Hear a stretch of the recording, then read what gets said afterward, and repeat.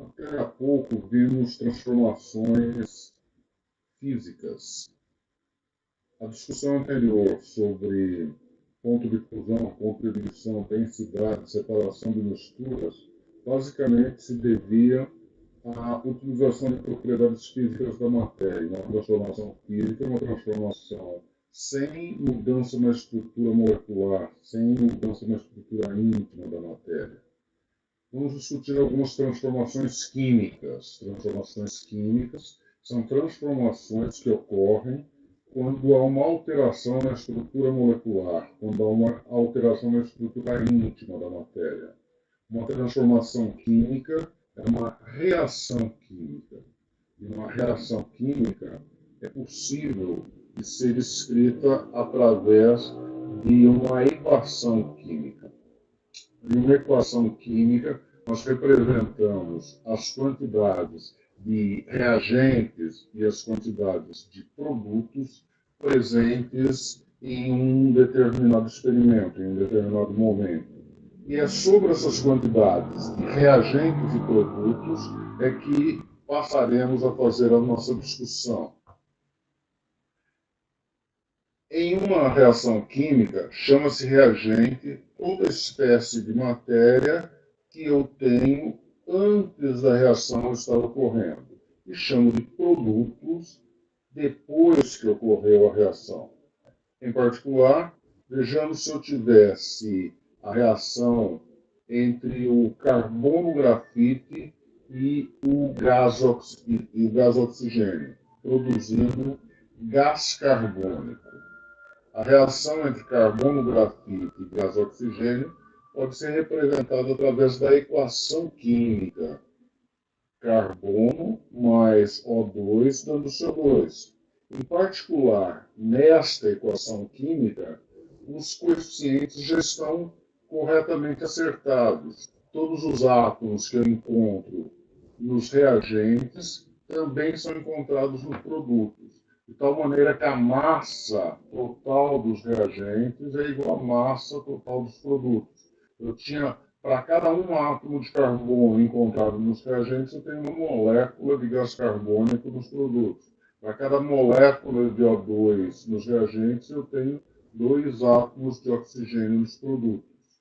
Então, uma das preocupações quando eu faço uma equação química é a verificação de que se o acerto dos coeficientes foi promovido, se ela está corretamente balanceada. Vejamos isso nos próximos exemplos. Continuando. Para o seguinte fenômeno químico, álcool mais oxigênio produzindo gás carbônico e vapor d'água. Esse fenômeno é conhecido como a combustão do álcool. A combustão do álcool é acompanhada da liberação de calor e da formação de gás carbônico e vapor d'água. É possível se equacionar a reação química que ocorreu durante esse fenômeno. Eu tenho aqui a fórmula do álcool etílico, C2H6O, reagindo com gás oxigênio e produzindo gás carbônico e vapor d'água. Só que é uma equação química. Essa equação química representa o fenômeno químico da combustão do álcool, com a produção do calor, que está representado aqui, e a formação de produtos, gás carbônico e vapor d'água. É fundamental conseguir compreender que essa equação química precisa ser corretamente balanceada. Se eu fizesse uma representação das moléculas, uma molécula de álcool etílico, representada aqui por 2 átomos de carbono, 6 hidrogênios de oxigênio, uma molécula de oxigênio, uma molécula de gás carbônico, uma molécula de água. A simples verificação desse sistema de representação aqui de figuras mostra que os átomos presentes nos reagentes são diferentes dos átomos, das quantidades de átomos encontradas nos produtos.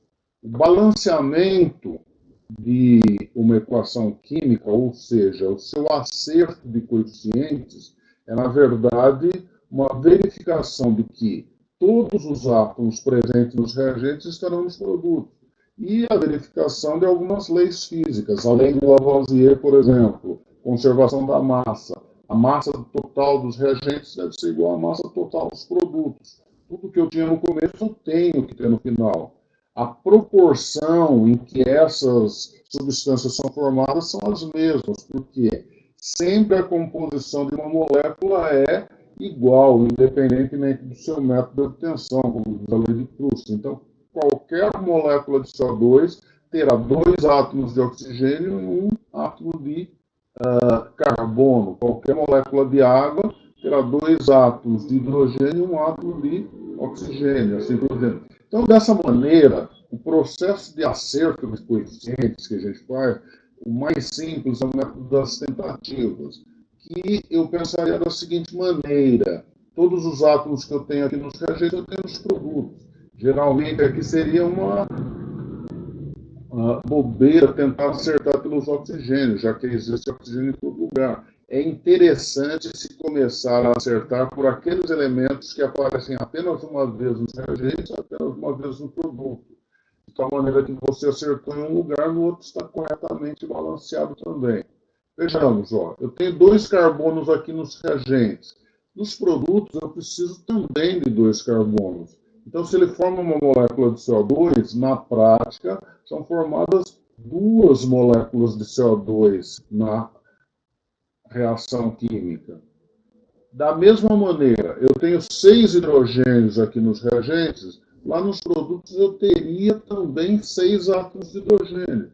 Se em cada molécula de água eu tenho apenas 2 átomos de hidrogênio, quantas moléculas de água deverão estar sendo formadas?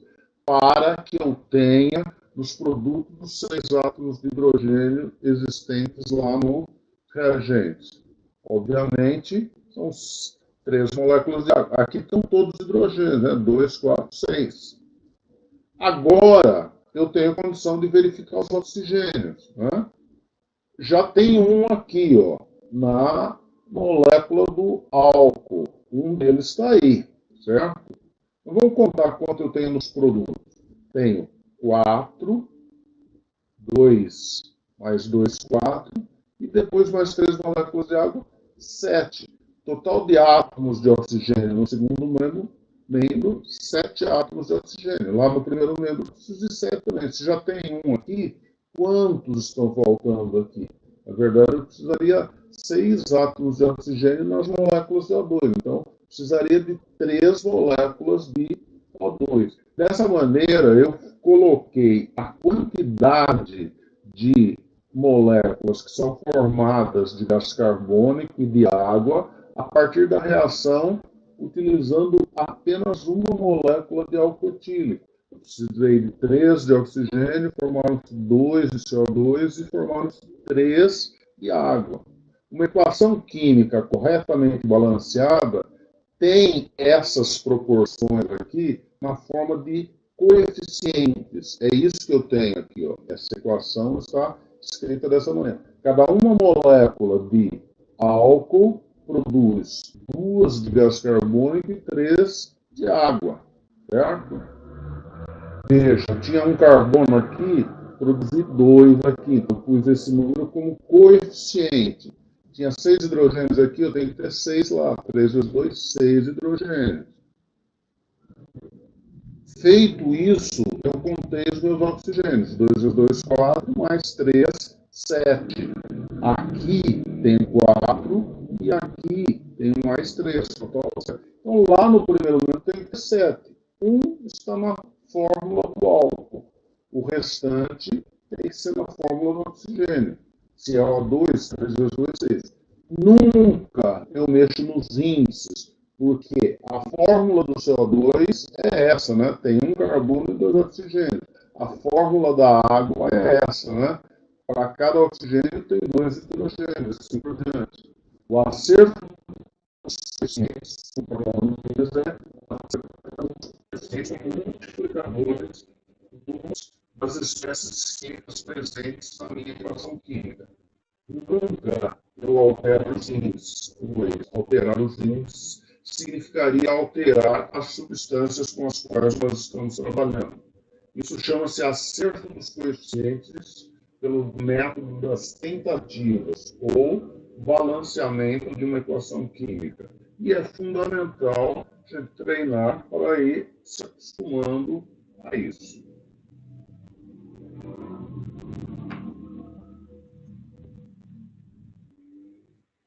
Recapitulando, o acerto é feito através dos coeficientes. Esses números em vermelho são coeficientes e eles multiplicam o número total de átomos presentes em cada uma das fórmulas. Os números escritos como subscritos são índices e indicam a quantidade de átomos presentes em cada uma das fórmulas. Os índices nunca podem ser alterados, pois, se assim fosse, eles alterariam a estrutura ou a fórmula de determinada substância. A fórmula do CO2 é sempre essa: 2 átomos de oxigênio para cada átomo de carbono. A fórmula da água é sempre essa: 2 átomos de hidrogênio para cada átomo de oxigênio. O gás oxigênio é uma molécula diatômica que apresenta 2 átomos do elemento químico oxigênio. A molécula do álcool etílico tem 2 carbonos, aqui representado em preto, 6 hidrogênios, aqui representado em cinza, e um oxigênio representado em azul, e assim por diante. Acerto de coeficientes, portanto, é uma maneira de fazer sempre o balanceamento de uma equação química. Vou pegar um exemplo aqui, o mesmo exemplo. Se for 2 carbonos, eu vou precisar de 2 carbonos lá do outro lado. 6 hidrogênios aqui, eu preciso de 6 aqui. 3 vezes 2, 6. Oxigênio, 2 vezes 2, 4, mais 3, 7. Aqui já tem 1, só para saber que eu já acertei com esse, falta um 6. Tá? Se eu tivesse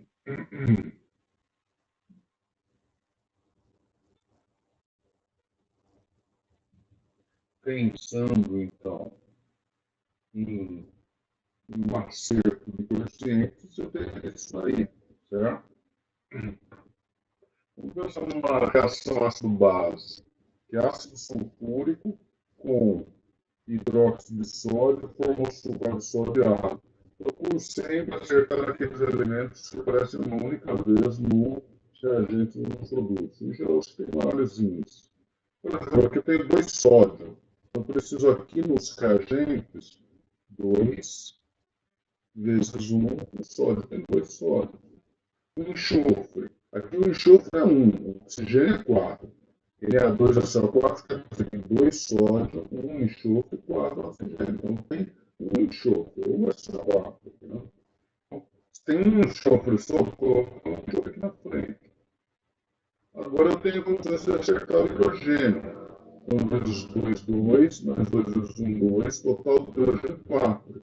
Aqui não tem nenhum, aqui precisa de 4 também. Eu vou colocar um número 2 como coeficiente.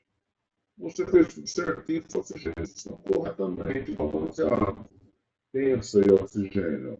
Aqui tem 4 oxigênios, com mais 2, total 6. Aqui tem 4 oxigênios, com mais 2, total 6 oxigênios. Então, está balanceado corretamente também. Perfeito? E assim sucessivamente.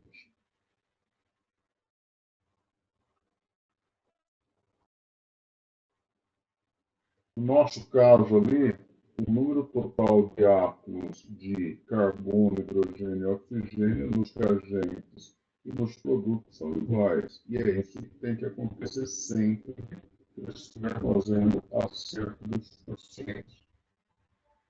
Continuando, para esse caso aqui, ó, eu tenho a eletrólise da água. A eletrólise da água é produzida a partir da passagem da eletricidade através de uma solução condutora contém água, né? E eu produzo gás oxigênio e gás hidrogênio. A equação química é esta. Desta maneira, ela não está corretamente balanceada. Precisaria fazer o balanceamento também.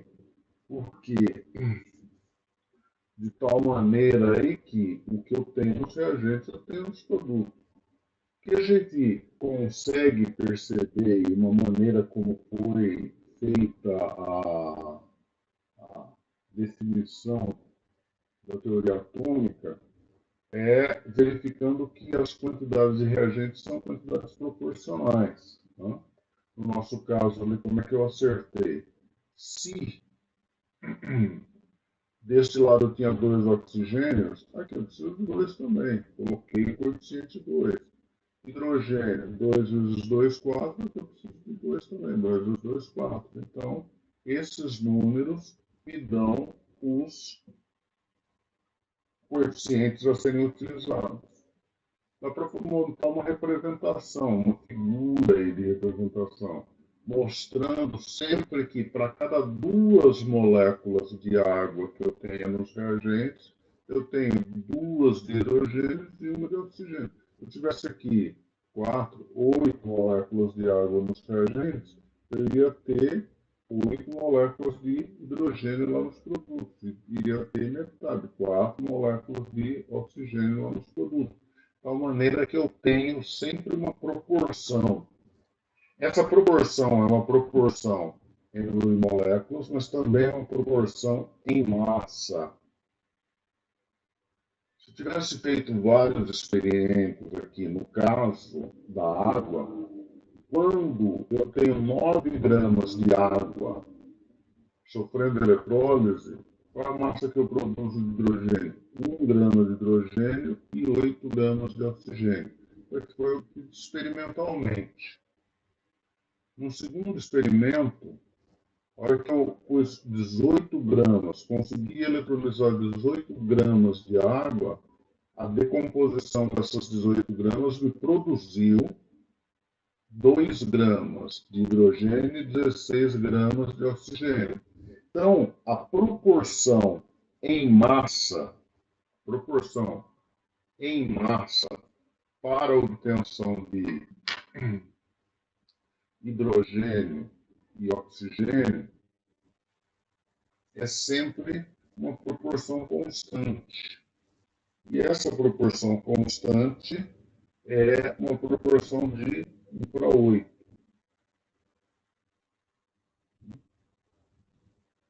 Dessa maneira, se eu perguntasse aqui, ó, especificamente, quando eu fizesse uma decomposição de uma certa massa de água e eu encontrasse 3 gramas de hidrogênio e uma certa massa de oxigênio, será que é possível encontrar essas quantidades, seja de oxigênio e seja de hidrogênio? O que eu verifiquei é que a reação ela ocorre e as proporções são verificadas sempre no processo de decomposição, quanto no processo de síntese também. Né? Neste caso, nós vimos que 9 gramas se decompôs deu 1 e 8. 18 gramas se decompôs deu 2 e 16. Aqui eu não tenho nem o Y nem o X, mas eu tenho uma proporção, e aquela proporção é uma proporção constante. Tá? Como é que eu trabalho aqui? Para a massa de hidrogênio, eu tenho a proporção de 2 para 16, e aqui deu 18. Se por acaso eu tivesse 3 gramas de hidrogênio, qual a massa de oxigênio? X. Qual a massa de água? Y. Será que é possível encontrar esse X aí? Na verdade, eu tenho uma proporção. A proporção me mostra que eu posso fazer essa multiplicação em cruz aqui. 2x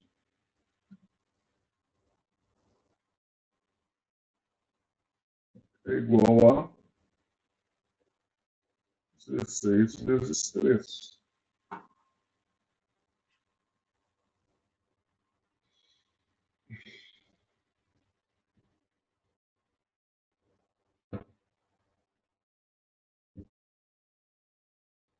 Nesse caso, eu consigo encontrar que x é 16 vezes 3 sobre 2,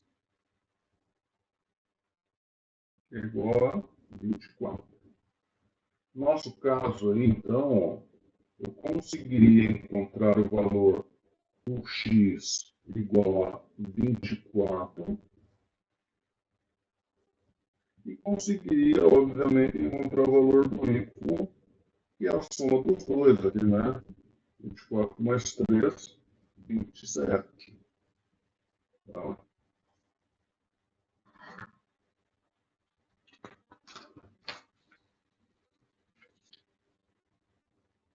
Claro que eu poderia encontrar aquele valor do y de outra maneira. Da mesma maneira, lá tem hidrogênio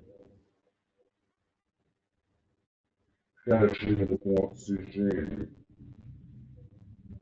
produzindo água, na proporção anterior ao meu. A cada 2 gramas de hidrogênio, produz 16 gramas de oxigênio, produz 18 gramas de água.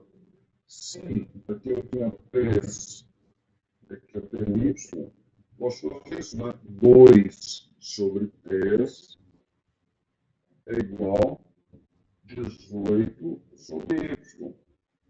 Obviamente é uma proporção. Está dizendo que 2y é 3 vezes 18. Tem como isolar esse y aqui, deixar o y sozinho? Claro que tem. Uma maneira simples de não errar é dividir ambos os lados pelo mesmo valor. 3 vezes 18 sobre 2. Deu 27.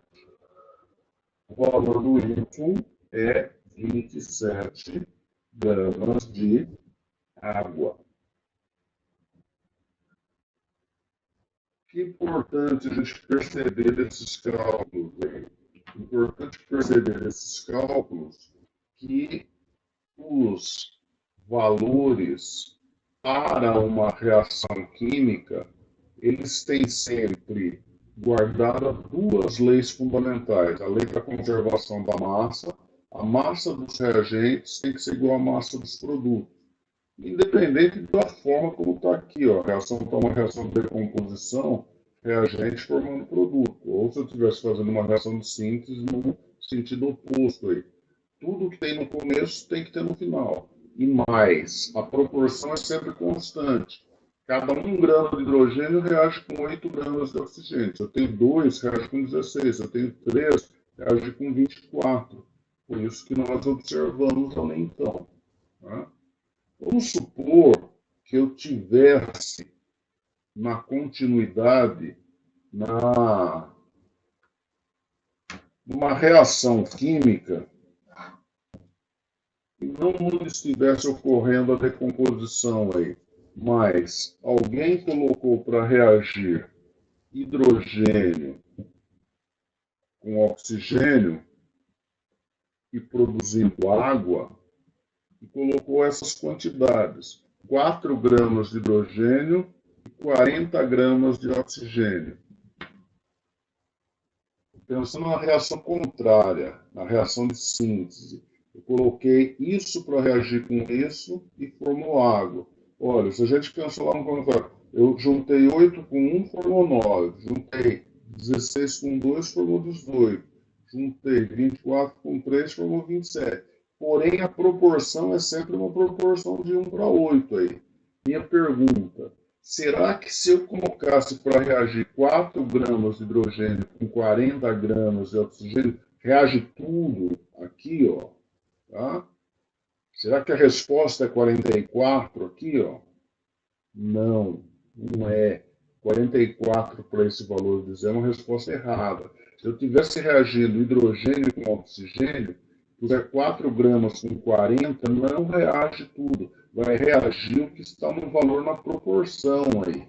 Tá? Uma dessas duas substâncias, seja o hidrogênio, seja o oxigênio, está em excesso e ela não vai reagir completamente. Como é que eu verifico isso? Verifico a partir da minha proporção anterior. A minha proporção anterior era essa, né? Cada 1 de hidrogênio reagir com 8 de oxigênio. Então, penso assim, imagina que você não tem um dos dois. Se você tem 4, quanto você precisaria aqui? X. Tá? Você pensa de tal maneira. Você pensa que você não tem os dois. Para 4 gramas de hidrogênio, a proporção é 1 para 8. Se você tivesse 4, quanto você precisaria? Você consegue calcular esse X aqui. O X é 1 vezes X é igual a 4 vezes 8.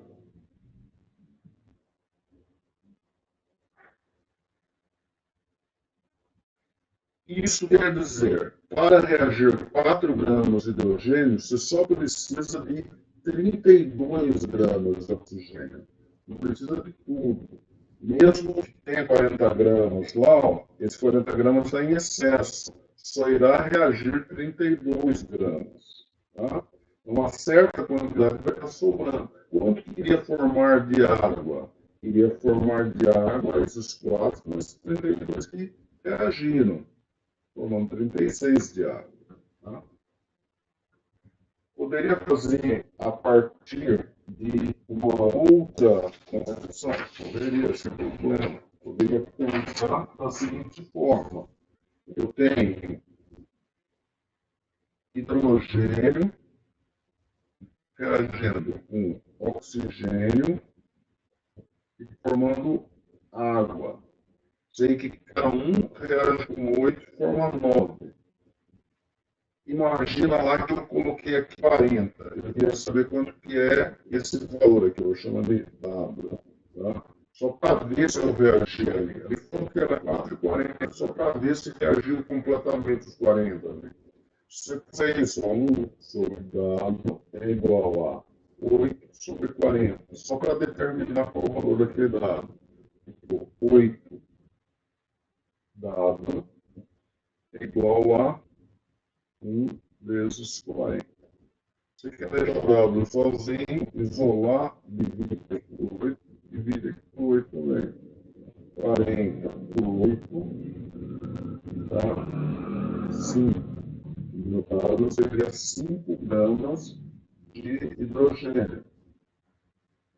Qual é a minha interpretação?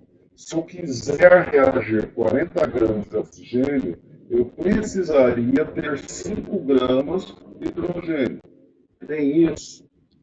Não. Meu problema disse que não tem. Meu problema disse que eu tenho 4 de hidrogênio e 40 de oxigênio. Na verdade, para reagir todos esses 40 aqui eu preciso de 5, não tem 5.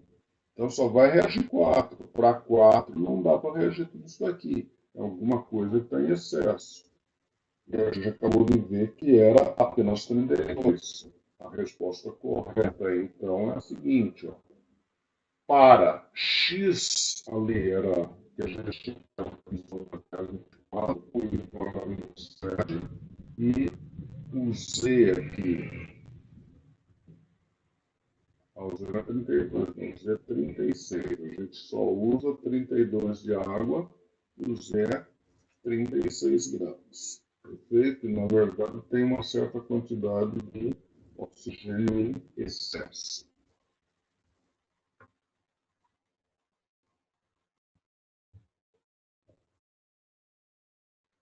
Retomando aqui os valores corretos, neste caso, calculados, o X é 24 gramas de hidrogênio, o Y 27 gramas de hidrogênio e o Z 36 gramas, né? De tal maneira que calculamos 4 gramas de hidrogênio reagindo com 32 de oxigênio e formando 36 de água. Portanto, nesta última linha, eu tenho 4 gramas de oxigênio em excesso. Perfeito? Para a gente começar a pensar em teorias atômicas que veremos na próxima aula, são importantes dois marcos aqui: a lei de Lavoisier, que é a lei de conservação da massa, a lei de Proust, as proporções constantes que ajudaram a elaboração da teoria atômica de Gauss. Porém, isso a gente vê na próxima aula. Obrigado a todos, abraço, até mais.